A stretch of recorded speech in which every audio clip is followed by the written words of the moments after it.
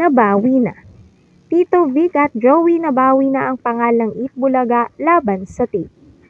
Matagal na naging usapin ang tila nga agawan sa trademark name ng longest Philippine known time show na Itbulaga. Ito nga ay sa pagitan ng original Dabber Cats legend na sina Tito Vic at Joey at ang kumpanyang Tape Incorporated.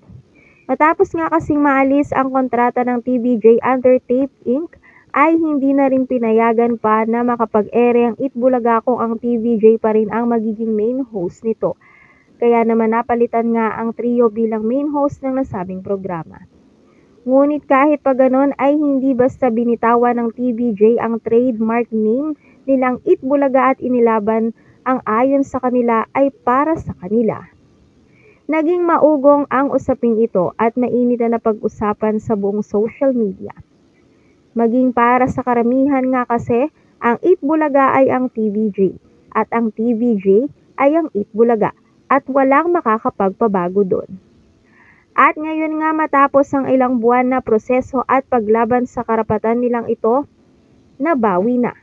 Tito Vic at Joey nabawi na ang pangalang Itbulaga laban sa tape. Kinansela na nga ng Intellectual Property Office of the Philippines ang trademark registration ng Television and Production Exponents Incorporated para sa pangalang Itbulaga at IBI. Sa desisyon niyang inilabas nitong Martes, pumanig sa petisyon nila Tito Vic at Joey ang desisyon na sila ang tunay na may-ari ng Itbulaga trademark. Ayon nga kasi sa panig ng legal na usapin, mas may karapatan talaga ang TVJ sa Itbulaga dahil na rin sa ilang mga katibayan na inilatag ng panig sa TVJ tungkol sa pinagmulan ng pangalan ng show.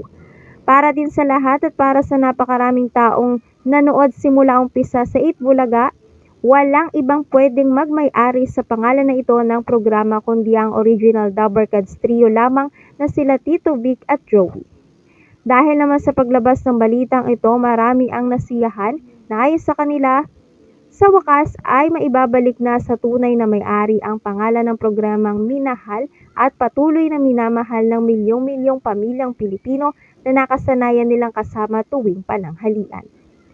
Ngayon, tila malinaw na ang desisyon. Nakaabang ang lahat sa formal na anunsyo na muli ang Itbulaga ay babalik na sa orihinal na nagmamay-ari nito. Yan ay walang iba kundi sina Tito Vic at Joey at ang original Dabber Cats na walang sawa at tunay na nagpapasaya lahat. Kung kailan yan, ating pakaabangan.